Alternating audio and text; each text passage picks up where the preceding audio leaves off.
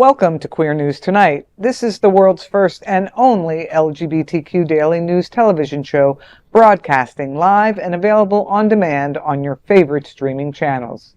Analytics company vidIQ has certified the Queer News Tonight YouTube channel as the world's most popular LGBTQ streaming news show.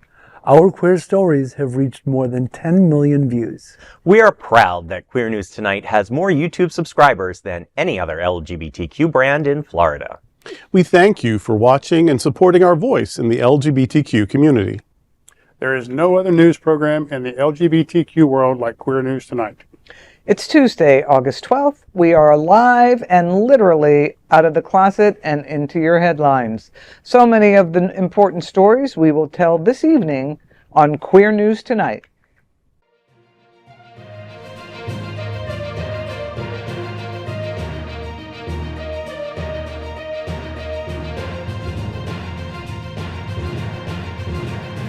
You're watching Queer News Tonight, the world's first daily LGBTQ evening news show. Welcome to the world's most important LGBTQ evening news show.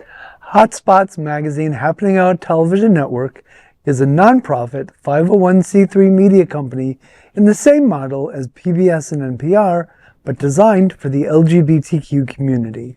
Our nonprofit mission is to support the 11 pillars of our LGBTQ community. We want to inform and educate on the key issues of lesbian, trans, Latino, Black, healthcare, seniors, students, faith, social justice, business, and queer culture. Help us support our diverse community.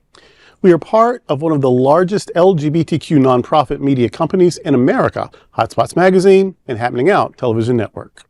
In 2025, we are celebrating 40 years in the LGBTQ experience, and Queer News Tonight is celebrating our 5th anniversary with more than 10,000 LGBTQ television stories. We present South Florida's major LGBTQ events, including Pride Fort Lauderdale, Stonewall Pride, and Pride Fete.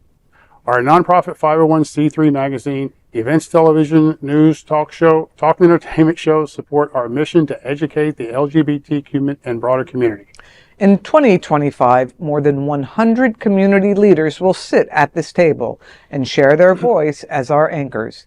Together, we host this show to support the LGBTQ community. Let's meet this evening's anchors at Queer News Tonight. Let's welcome anchor Gregg Shapiro, an inductee into the Chicago LGBTQ Hall of Fame. Gregg is an entertainment journalist whose celebrity interviews and reviews run in a variety of regional LGBTQ publications and websites. Gregg, TransSOCIAL celebrates Trans Flag Day on August 19th. Tell me, what's happening out? On August 19th, communities across the nation will celebrate Transgender Flag Day, honoring the anniversary of the first time the transgender pride flag was flown at a pride event in 2000. The flag, created by transgender activist Monica Helms, will be recognized for its powerful symbolism of visibility, pride, and the ongoing fight for recognition in public spaces. The observance will take place in various cities, with organizations such as TransSOCIAL leading awareness campaigns, educational events, and community gatherings. Supporters will raise the flag in public spaces, share its history, and advocate for transgender rights. Participants will be encouraged to learn more about the flag's legacy and join the movement for trans visibility. TransSOCIAL advocates for trans visibility and unity within the LGBTQ+ community. It is currently serving the community in Florida and Georgia. More information is available at transsocial.org. Well, I have to say, now more than ever, we all know this, that our trans family members are under attack, they're under a relentless attack, and it's vital to celebrate an event such as Transgender Flag Day. Absolutely, and I think that, you know, as Kennedy once said, nobody is truly free until everybody is free, and they're getting the brunt of it now, and we need to stand by their side. You know, I have to say, I was really excited impressed actually that it's 25 years since this Yeah. flag was first flown. It just still feels like it's such a hot topic, and today more so than ever. So still congratulations, 25 years. Yeah, I love TransSOCIAL. I love what they do. There's a queer news anchor that's part of on the board. So they just do such great work. They do such great training, and I love that they're featuring this flag because right now, as you've all said, visibility and awareness is so important. And this is just a very symbolic, but very public, very visible way to show support and awareness. And yeah, these people are being, this part of our community is being targeted and dehumanized. So we need to feature every trans thing we can, every opportunity we get. And I love the disruptive branding. You know, we did talk a little bit about it before. The TLG. Yes. BQ plus, yeah. Right. It makes you stop and think about it. It's disruptive, and it's a moment in time where we need to be a little bit more disruptive, especially for our trans brothers and sisters. Absolutely, and it gets worse for them every single day. Yeah. Queer News Tonight looks forward to seeing you at TransSOCIAL Trans Flag Day on August 19th. That is a big LGBTQ story for the day. There's no other queer nonprofit media platform like this in the entire world. Support our LGBTQ stories by subscribing and sharing Queer News Tonight. Let's welcome Dr. Tai Houser. He's a professor of English and Humanities at Broward College and Florida Atlantic University. Tai, SFAAA is hosting new player recruitment for fall softball season on August 17th. Tell me, what's happening out? That's right, Cindy. On Sunday, August 17th, the South Florida Amateur Athletics Association, SFAAA, will host its new player recruitment session for the fall 2025 slow pitch softball season. The event will take place at Florinata Park in Fort Lauderdale. Check-in begins at 9 a.m. with the first pitch at 10 a.m. Open to players of all skill levels, the recruitment session is the gateway for new participants to join the SFAAA's inclusive and competitive LGBTQ+ league. Attendees will have the opportunity to showcase their skills, meet potential teammates, and learn more about the upcoming season. Anyone interested in joining should pre-register online. New players must attend the recruitment session to be eligible for league play. The South Florida Amateur Athletic Association is an LGBTQ softball league committed to providing an opportunity for both LGBTQ+ and non-LGBTQ participants to compete in an environment welcoming and open to the queer community. Additional event details and registration information are available at sfaasoftball.com.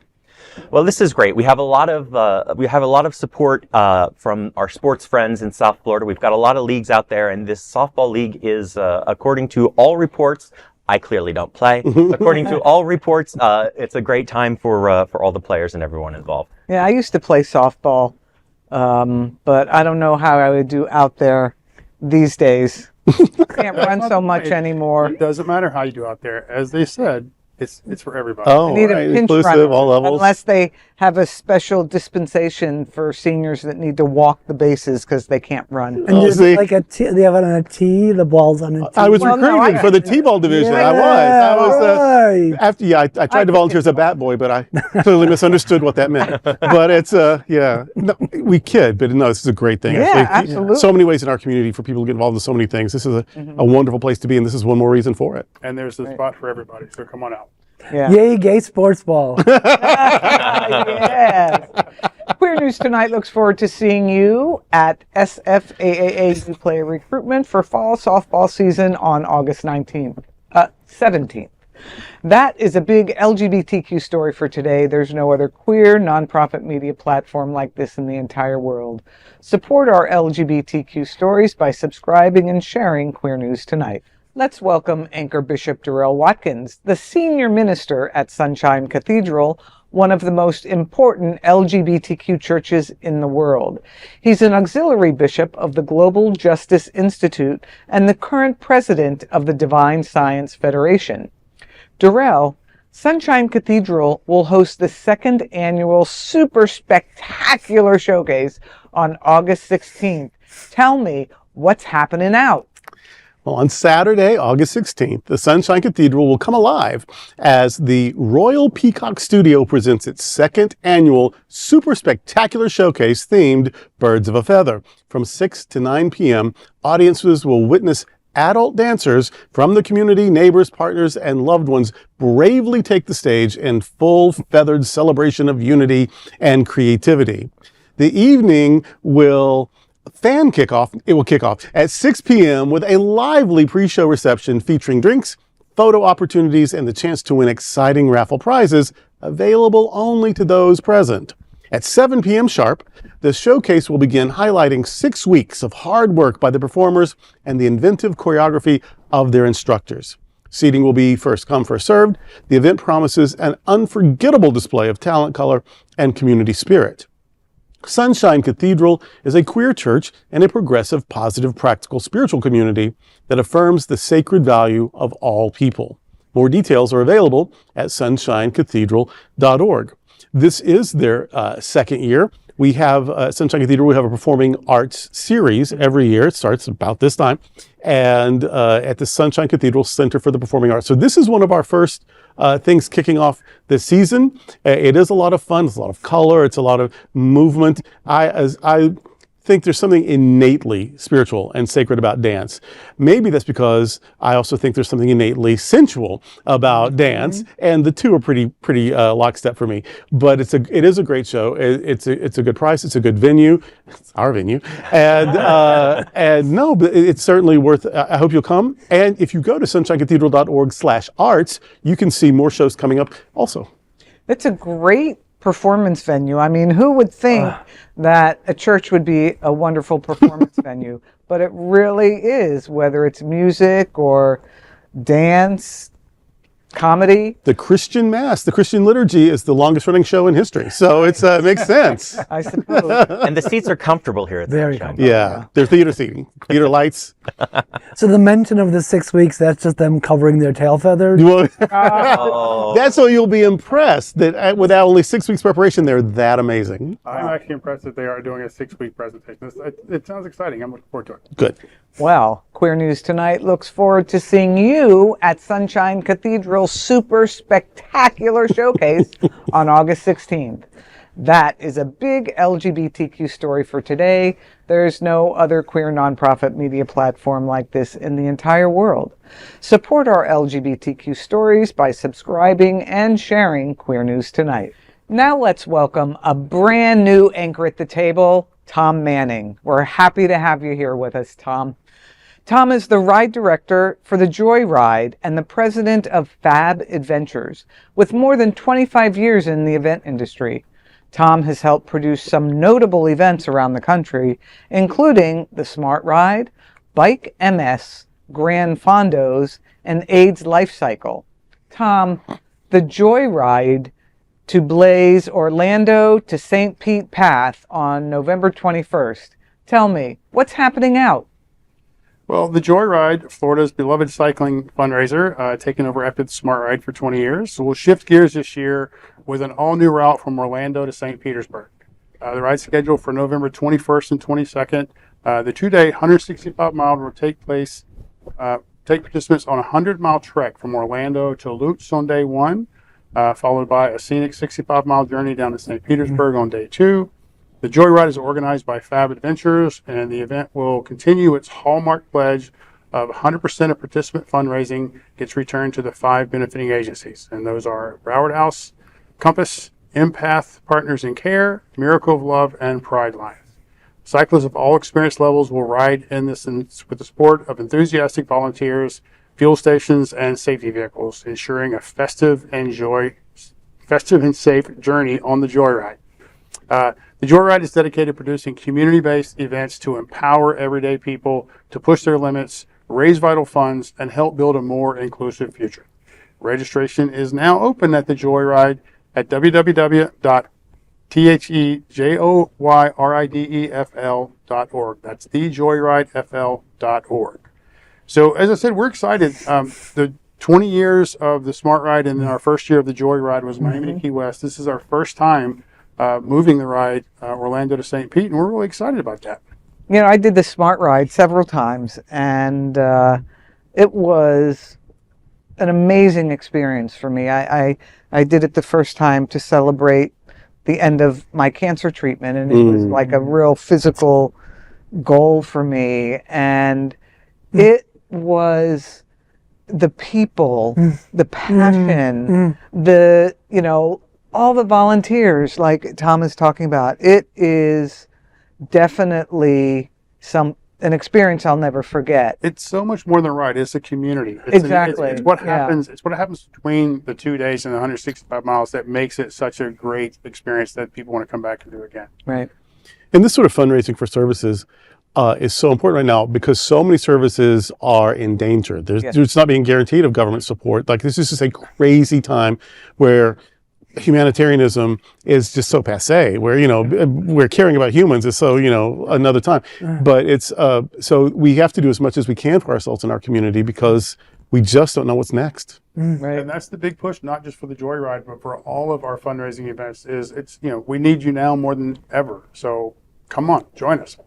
Well, I love the name, the Joyride, and I love spandex. Please. Well, Queer News Tonight looks forward to seeing you at the Joyride on November 21st. That's a big LGBTQ story for today, and there's no other queer nonprofit media platform like this in the entire world. Support our LGBTQ stories by subscribing and sharing Queer News Tonight. And of course, let's welcome tonight's lead anchor, Cindy Brown. Cindy has been an activist for the LGBTQ plus community for 35 years, working for or serving on many local nonprofit boards. She served as the founding executive director of Miami Beach Pride and currently sits on the LGBTQIA advisory board for Miami-Dade County. She also runs her own consulting company, Synergy, for nonprofits, helping with finance, strategic planning, board structure, grants, and more. Cindy?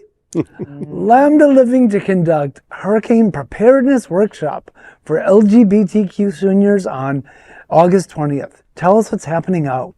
Well, I've actually done this workshop previously, and as we are right in the middle of hurricane season, on Wednesday, August 20th from 10 to 12, LGBTQ seniors will gather in Miami for an essential coffee and conversation workshop on hurricane preparedness. Hosted by JCS Lambda Living, Pride Lines, and Sage Serves Miami, the event will prepare attendees for the stormy season ahead with practical tips and expert guidance. I will be the one conducting the workshop, so that's an extra bonus. Participants will learn about hurricane categories, how to build an emergency kit, when to evacuate, and what crucial legal and financial documents to prepare. They'll also receive instruction on signing up for the Emergency and Evacuation Assistance Program, the EEAP, and staying safe after the storm. Coffee, snacks, and community connection will accompany the informative session, and one lucky attendee will win a hurricane preparedness kit valued at over $200. The Lambda Living program for LGBTQIA plus seniors offers programming, counseling, and assistance for the queer community of 55 and older. More details about the workshop are available on Eventbrite. This is a really important workshop, and I've lived in Florida my whole life, and a lot of folks have, and they've gone through hurricane season year after year, but sometimes because they've done it year after year, they forget about the essential, some of the essential things, or say, we haven't gotten a hurricane in so long, I'm not going to worry about it. But it really is essential to prepare, especially as we're seeing the weather getting worse. Put those legal documents in a Ziploc bag. Take pictures of your valuables. Make sure your insurance is up to date. Something to know is once a storm is on the horizon, you cannot adjust your insurance at all. You cannot get insurance. And know your area. If you live in a flood zone, get flood insurance. So these are And things homeowner that are so insurance is important. not flood insurance. You think you're No, covered, maybe separate. you got to have separate. Windstorm insurance is not flood insurance. It's So. completely separate policy. And also, as you said, Cindy, it's really easy after you've been here for a while just to kind of forget what time of year it is. Right. And this is very important. We now have our first major storm forming in the Atlantic right now. The hurricane season is here. So, yeah, I think it's great that you're And those batteries reminding you people- bought last year, they ain't no good anymore. That's right. The one thing that I like that you're covering too is post-hurricane. Absolutely. Because that's one thing that I've lived here for 25 years. I didn't know that 25 years ago. I just figured, everything will pop back on and we'll go back to normal. After happen. Hurricane Andrew, I stepped on a nice fat needle. I mean, Ooh. not Nail? needle, nail. Sorry. Oh man. That's a Rusty different nail. A Seriously? needle would have been bad too. Yeah, it was Oh, my at God. my parents' house. We were, that place was wrecked, and who thinks about that? Right. Right. There's debris everywhere. So little things like that.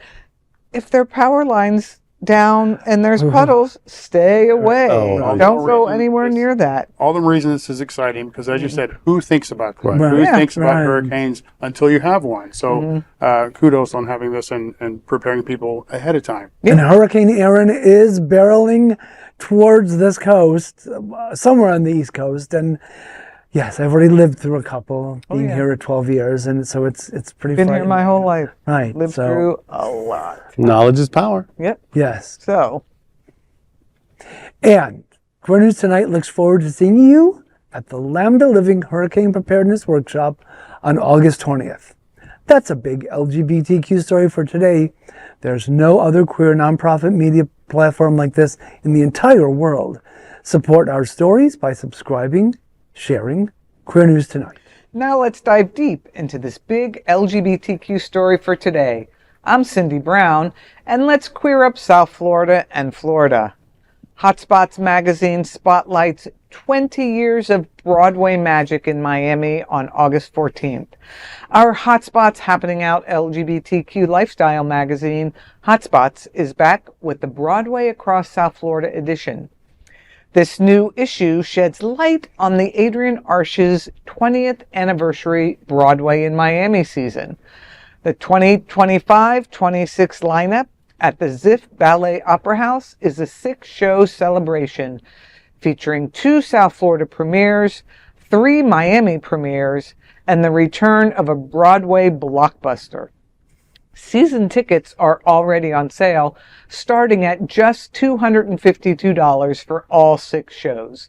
Kicking off the season in October is The Wiz, a fresh, high-energy revival of the Tony Award-winning classic with choreography by Beyoncé's Single Ladies visionary, Jaquel Knight.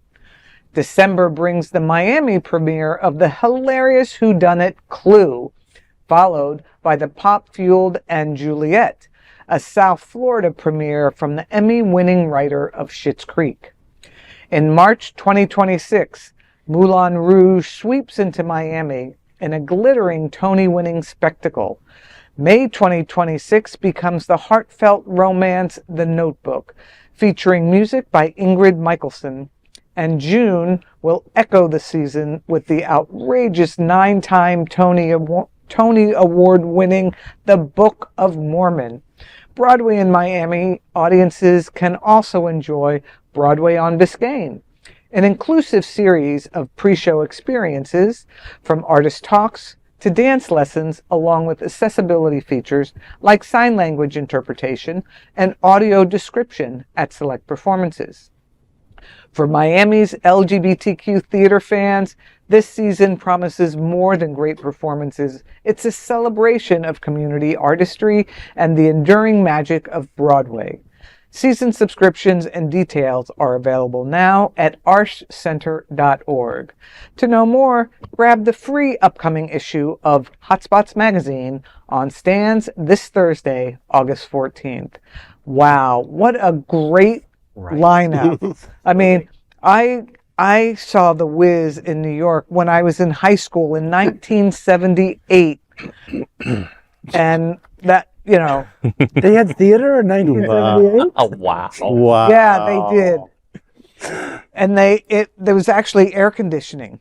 All right. Were there big names in it, or was it? Actually, the interesting part about that trip, Aristotle. we also saw Hello Dolly with Carol Channing on the night after her favorite cab driver got into an accident, and she had an injured arm, so her arm was in a sling. She did the whole show with her arm in a sling. What a pro! There was an eating scene, and she Wow. just grabbed the food and put it in her mouth because she my couldn't make the God, knife and that's fork work. wild. Anyway, Moulin Rouge, I can't wait Book of for Mormon. it. Book of Mormon, Clue, and Julia. I mean, come on. This is an amazing season. And don't forget the pre-event stuff that you Oh. can win. Dance lessons? Absolutely. see. Yeah. Yeah, I'm a religion guy. And so I promote religion, go to church, go to synagogue, go to mosque, go to somewhere. But if you can't, do musical theater. That's right. They're so close. Yes, that's as close as you're going to get. So religion and or musical theater, but you have to choose musical theater. Right. Well, that is a big LGBTQ story for today. There's no other queer nonprofit media platform like this in the entire world. Support our LGBTQ stories by subscribing and sharing Queer News Tonight. Now, let's dive deep into this big LGBTQ story for today. I'm Gregg Shapiro, and let's clear up the USA view. Trump takes over DC police, LGBTQ plus community on edge. In an unprecedented announcement Monday morning, President Donald Trump declared it Liberation Day in DC and announced he was taking over Washington's police force. Speaking from the White House briefing room, Trump invoked Section 740 of the District of Columbia Home Rule Act, a rarely used provision to place the Metropolitan Police Department under direct White House control and deploy the DC National Guard into the streets. Trump said, quote, "We're going to take our capital back," end quote, flanked by Attorney General Pam Bondi, FBI Director Kash Patel, and Defense Secretary Pete Hegseth. He painted Washington as a city, quote, "overtaken by violent gangs," end quote, and claimed its murder rate exceeds Baghdad and Mexico City. This statement contradicts the Justice Department and MPD data showing violent crime has dropped to a 30-year low in the city. The speech deviated from incorrect crime statistics to political grievance, where he tied the takeover to cultural issues, railing against sanctuary cities, saying, quote, "That's why they want men playing in women's sports. That's why they want transgender for everybody. Everybody transgender," end quote. Meanwhile, Bondi promised an immediate crime crackdown, naming former Fox News host and Judge Jeanine Pirro to lead prosecutions. Hegseth said the Guard deployment would be strong and tough, with additional specialized units on standby.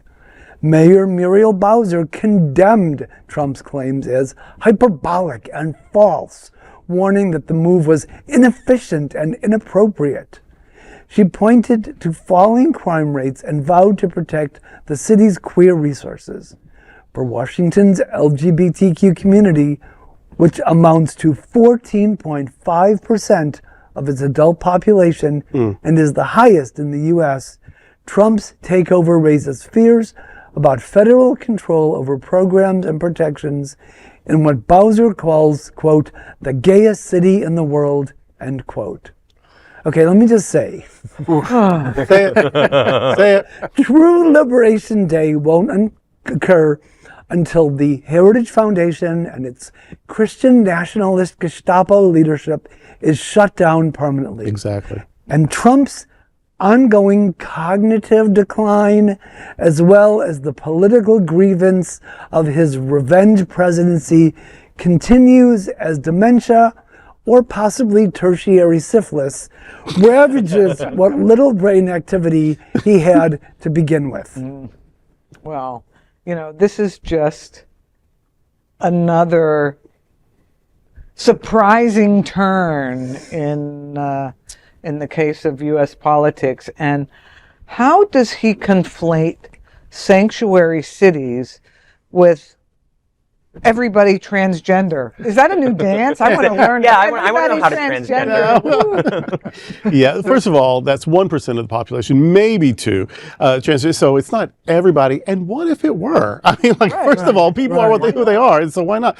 But that this continually demonizing the trans community, that it works is what pisses me off. Of course he's an idiot. Of course he's a moron. He's going to do horrible things. That's not a deal breaker for everyone who calls himself a decent human. That's what keeps me up at night. That and that he's made up this ruse of trying to protect the capital city from all this crime that's going down. But don't let facts get in his way, please. But that this adjudicated rapist, 34-time felon, twice impeached, who was on a list, by the way. He's on the goddamn list. So anyway, how is this person concerned? And again, that people buy that. If you want to protect DC from crime, put his ass in a cell somewhere. Exactly. He's the biggest criminal there. And God bless him. As you said, how did he convince the Christian right that he was the right person to represent them? But even beyond that, what my big fear on this one, it's not even about the trans community. It's not about everybody trans. This is, what is his actual objective here? And I think it's using this as a ploy. Like, it's the National Guard in LA, now this. I mean, what's he leading to? Is he want to have National Guard in every city? Is that where we're headed? Yeah, he has a list of other cities. One after another. Because notice the cities he's going for, they have high African American populations and leadership. Right. That's right. So and that's no accident. And for a president to use these kind of little known rules and tricks, that means they're not paying attention to what they need to be doing. Right. Like, he's obviously not doing the job of a president because he's too concerned about what's happening. Well, he's doing the job of the Heritage Foundation. Well, that's what I'm saying. They're the ones going through the books, finding crazy laws. Yeah. And he doesn't, I mean, he does what they tell him to do. Yeah, as if he's read anything. Right. Exactly. He's illiterate. He can't read. Exactly. He doesn't even know what was in that big disgusting bill of his. Yeah, he thinks it's everybody trans. You know, well, but I don't know why this, of all the things, and everything makes me mad, and he's a horrible. But his intent, and this is a whole party-wide, leadership-wide thing. The misgendering, I can't take it. This insisting that these are men in dresses, or whatever. That makes me just sends me into a blind rage. I don't know why that bothers me as more than anything else, but it does, because it's just so insulting and so belittling and so dehumanizing. I can't stand it. On purpose. And it's on That's purpose. what it is. It's a plan. It's a plan. Yes. He wants to rile people up. Stir 'em up. He doesn't Yeah, care of who course. gets beat up. Right. Because as long as we're mad about these microaggressions, somebody's forgetting today to say something about, is he on the list? Where's the list? Show me the Epstein fucking files, list. Along Epstein with your files. transcript and your tax returns from 100 years ago. And Right. ooh, save me somebody. Ooh, Help me, Jesus. heavy sigh. That is a big LGBTQ story. For today, there's no other queer nonprofit media platform like this in the entire world. Support our LGBTQ stories by subscribing and sharing Queer News Tonight. Now let's dive deep into this big LGBTQ story for today. I'm Tai Houser. Let's queer up gay culture. Michael Henry and Tim Murray take queer comedy on the road in Wish You Were Queer. What happens when a RuPaul's Drag Race alum dares you to take your comedy from the Midwest to the South? For comedians Michael Henry and Tim Murray, it became the premise of Out TV's latest original series, Wish You Were Queer. The show takes the pair beyond the queer bubble of West Hollywood to explore LGBTQ life and culture in unexpected places. Michael told Out magazine, quote, "We really wanted to see what life was like outside of New York and LA. People always think, oh, you have to go to New York, LA, Chicago, San Francisco to find a gay community. But no." The premiere kicks off with the most successful businesswoman in the world, Trixie Mattel, who greets them while doing businesswoman stuff right before tossing her laptop into a pool. Though it's all in good fun, Trixie is a real-life supporter of queer creators. Tim shares, quote, "She's one of those who literally is just always championing others." And Michael adds, quote, "She's been along with us on this journey for the whole time." From Columbus, Ohio to Pensacola, Florida, the duo found chosen families and thriving queer scenes in so-called Middle America. Tim fell in love with Louisville, while Michael felt very seen in Pensacola. I need to know more about that. As for a possible season 2, Tim wants tougher crowds. Michael jokes about performing in a nude resort or a parking lot. Until then, fans can watch season 1 of Wish You Were Queer on Out TV's YouTube channel. If you've already watched this fun series, let us know what you felt in the comment box. Okay, these two are hilarious. We've been watching them for a long time with their YouTube stunts. I just want to know what they're going to be doing in the parking lots. Well, I hope they're not going to be nude in the parking lot. Well, see how different our hopes are? You see how different our hopes are sometimes? But I'm a little, it's like middle America, like the flyover states, like Right. I love play that. to I put love two that. big Absolutely. queer people Right. in those places and Right. make a show. It's It's- got to be hilarious. Yeah, just such a fun premise to begin with, but they're taking it to Columbus and Louisville and Pensacola. Right. And they're exactly right. People in New York and LA, the flyover states, I hate that term. There's so Right. many good gay Americans between those places. And That's that's right. I have me this- celebrated Gay Pride in Nashville, and it's a good time. The Yeah. parade was amazing. There was a big celebration in the park. I preached in drag at a church, and Awesome. I did. It was in response to the governor outlawing drag, so I was forced. I had no choice but to go and preach in You're a drag. giver. You're a Hey, I'm a Tie giver, you me. down Yes, to put that exactly. makeup on. And so, it was a great Pride celebration, which surprised me because you have these assumptions. Right. But it was as good as any. I loved it. But I can see them going to Pensacola. But Columbus already has this great gay community, the short north, right? So that seemed like an odd choice. But, watching some of this stuff just makes me yearn for a second season of Mid-Century Modern, actually. Yes, Absolutely. I think it's coming. I hope so. Oh, wow. Well, that is a big LGBTQ story for today. There's no other queer nonprofit media platform like this in the entire world. Support our LGBTQ stories by subscribing and sharing Queer News Tonight. Now let's dive deep into this big LGBTQ story for today. I'm Bishop Durrell Watkins, and let's queer up faith. Texas church turns hate into pride with bold new mural. Vandals in Austin, Texas tore down a pride flag and spray painted hateful messages on Life in the City United Methodist Church. But instead of bowing to intimidation, the LGBTQ affirming congregation responded with color, creativity, and community. Early this month, church leaders reported that their Progress Pride flag had been ripped down and that vandals left a message on the building reading, quote, "Pride was the first sin," end quote. Alongside it, a cross with 3 crossbars, the bottom one askew, was also painted. In the statement issued, Pastor Glenn Lurs said, quote, "This act was meant to threaten the mission we hold sacred, offering the radically inclusive love of God in Christ for the health and wholeness of mind, body, and spirit. Sadly, this is not the first time hateful rhetoric has appeared on our walls, and it comes at a time when our city is already hurting," end quote. Lurs pointed to a recent public assault of a transgender woman and her friends at nearby Barton Springs, noting, quote, "These are not isolated events. They are part of a growing pattern of violence and dehumanization targeting LGBTQIA+ people and other marginalized communities. Let us be clear. Life in the City Church stands firm in our call to love our neighbor without exception or condition," end quote. However, instead of dwelling on the hate, the church launched a creative restoration project the very next day. Volunteers painted 2 vertical Progress Pride flags on either side of the entrance, added transgender flag colors above the doorway, and incorporated a rainbow mural alongside the church's logo. By Sunday morning's 11:15 a.m. service, the vandalism was gone, replaced by a bold public statement of love, resilience, and pride. Yes. First of all, Austin is one of those oases in an otherwise horrible part of the world. bubble. Yeah. Right. But even in there, because people can come from everywhere. I mean, there's the amazing University of Texas. There's also the horrible legislature of Texas, all in the same all in the same city.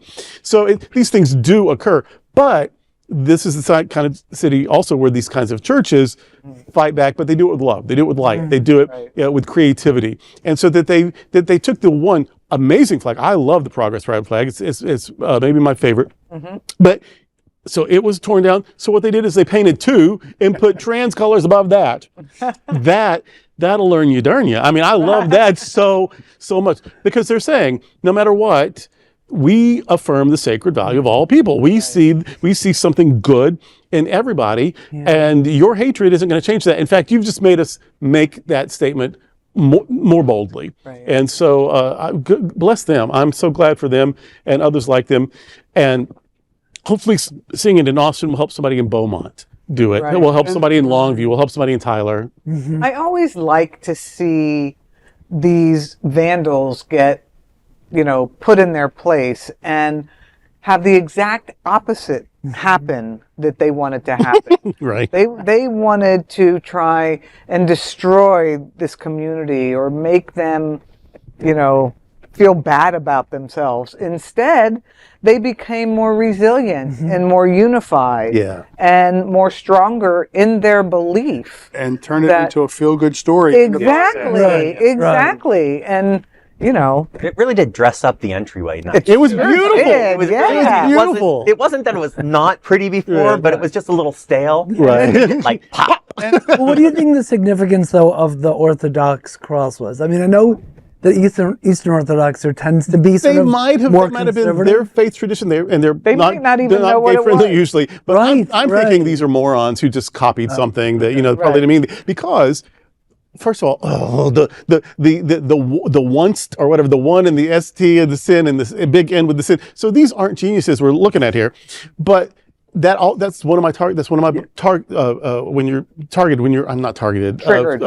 Triggered. Yes, that is one of my triggers. This whole pride foolishness, because when they said the first is pride, no. The 7 deadly sins, which is a Greek philosophy thing, not the but whatever. Right. The sin of pride is the sin of arrogance, the sin of thinking you're better than others, which is the same fucking sin that they are committing every time they say gay people, trans people, blah blah blah, drag people. They are there. That's the arrogance, the pride that oppressed people have to embrace to survive. Is just gratitude for being who you are, celebrating your uniqueness. The pride that the Greeks considered sinful was arrogance. Gay pride isn't saying we're better than you. Gay pride is saying you are no better than me. Exactly. Yeah, well, thank goodness I have never suffered the sin of pride. I also personally want to thank Texas for making me feel better about living in Florida. That's a feat right there. I think it can tie in the last 2 stories together. This is a great story about the flyover states, as I mentioned earlier, and they're just amazing gay people throughout this country, and we just saw evidence of it right here, straight and gay, who came together to put this church back together in such a short notice. And again, that's just a feel-good story, and it's just nice to have something that we're constantly talking about these things that happen, but here's a community that came together in no time and put something together and made something positive out of it. I came out in 1986 at 19 years old in Arkadelphia, Arkansas. It was a community of me. You're the only gay in the village. It felt like it was a community. We all knew that in those days. Actually, you do find your people. And my people were we would now call them non-binary. We didn't have the words back then. And a lot of very brave lesbians. You would have one bar in the county. There was no lesbian bar and gay bar and drag bar and leather bar. We had the bar, and that was the one for the county. But that's where, and then I spent 10 years in Dallas. And so, I wound up in New York, I wound up in Fort Lauderdale, I wound up in Cambridge, Massachusetts. But before that, there was Arkadelphia, Arkansas, and Dallas, Texas. And I found community. And in the 90s, Dallas was a very organized queer community. Right. So I think we do a disservice to just assume that we're going to find each other, even in rural places. We find each other. So if you're watching in Arkadelphia or in Beaumont or wherever you are, we know you're there. Exactly, because we were there. And Eureka Springs, Arkansas is actually a fabulous queer community. Well, and you heard it here. From this hillbilly. That's right. From this queer hillbilly. A hillbilly bishop. Yeah. Oh, I like it. Yeah. That's a new business card right there. Well, that is a big LGBTQ story for today. There's no other queer nonprofit media platform like this in the entire world. Support our LGBTQ stories by subscribing and sharing Queer News Tonight. Now let's dive into this big LGBTQ story for today. I'm Tom Manning, and let's queer up drag culture. The passing of Puerto Rican trans trailblazer Jasmine International is mourned worldwide. The LGBTQ plus community is mourning the loss of Jasmine International, the Puerto Rican trans icon and beloved drag entertainer, also known as Jasmine Jimenez, who passed away at the age of 46. Since her passing, tributes have poured in from celebrities, RuPaul's Drag Race stars, and fans around the world. Known for her kindness and joy, Jimenez was a fixture in pageantry, nightlife, and ballroom culture for more than 2 decades. She competed in major pageants, including Miss Flamingo, Miss Royal Pride of Nations, Southern Charm All-American Goddess, Miss Mundo International USA, and the prestigious Miss Continental, where she shared the stage with stars such as Alexis Mateo, Naisha Lopez, Roxy Andrews, Carmen Carrera, Vanessa Banji, Nina Flowers, and Detox. Jimenez's life intersected both glamour and tragedy. In June 2016, she performed at Pulse nightclub in Orlando just hours before the mass shooting that claimed 49 lives. Her career took her across the globe with performances in Mexico, Thailand, Japan, and the Dominican Republic, as well as legendary New York venues such as Crash, El Morocco, Splash, Copacabana, and Club Evolution. She was a celebrated presence from Las Escalita nightclub in New York City to the Gabor District in Tampa Bay. Tampa Pride and the Gabor District Coalition remembered her as, quote, a beacon of light in our community, unquote. Her drag mother, Esme Russell, shared, quote, Jasmine was an exceptional human who was not only beautiful and talented, she was kind, generous, and compassionate. I was proud to be her drag mom. I will miss her very much. God always seems to take the good ones. End quote. Drag Race alum Alexis Mateo wrote, quote, thank you for bringing joy to my life and to remind me that friendship is as pure as your heart. Rest in peace, my little angel. I will always love you. End quote. Dominique Jackson, Sasha Colby, Vanessa Banji, and designer Jeffrey Kelly also played tribute. Archival videos from the Luna Show and Dolls and Divas archive have also resurfaced, capturing Jasmine's fierce stage presence, including her iconic performance of Toni Braxton's Spanish guitar at Crash. For many, Jasmine's international legacy is clear: beauty, talent, and a heart that brought light wherever she performed. Well, this is a sad story. It's just a huge presence, a great iconic personality, and just Right. sad. 46 years old. Young. Too much. Right? Too young. Yeah. And what a life. I mean, seriously, what a life. And, Right. Yeah. and having been at Pulse, I mean, just, Right. it's, Yeah. Well, I mean, it was a life well lived, A although lot in 46 short. years. Yeah. And she touched a lot of people. And I think that when you pass, that is, she left her mark. Yeah. And Best you can ask. she'll always have a presence in many people's hearts. There's a blessing when people die. You often say, may their memory be for a blessing, and a life like that. You don't have to worry about that. That memory will be a blessing because it shows you beauty and grace and resilience, and so that's the sort of blessing we all want, and hers it's gonna be true. Yeah. Well, R.A.P. Jasmine. And don't forget, those archive footages are out there. Check them out on yeah. YouTube. Absolutely. That is a big LGBTQ story for today. There's no other queer nonprofit media platform like this in the entire world. Support our LGBTQ stories by subscribing and sharing Queer News Tonight. Those are today's headlines from Queer News Tonight. These anchors represent the best of our LGBT community. if our community is important to you, share this news with your friends and family. Join the conversation on your favorite streaming platform. Queer News Tonight is the only live LGBTQ digital television show in the world that is out of the closet and into the headlines. We need your support. If our community is to grow and then thrive, we must tell our stories and bring them to the attention of the broader world. This is the only place in the world that tells these types of LGBTQ stories in motion and sound. It is the passion of Hotspots Magazine, Happening Out Television Network, and Queer News Tonight. I'm your anchor, Cindy Brown, and on behalf of these LGBTQ reporters, the anchors of Queer News Tonight, including Gregg Shapiro, Dr. Tai Houser, Bishop Durrell Watkins, and our newcomer, Tom Manning. We will see you daily at 8 p.m. To our LGBTQ world, we hope you will join us by embracing love, generosity, bravery, be transformative, and queer. Good night. Good night. Good night.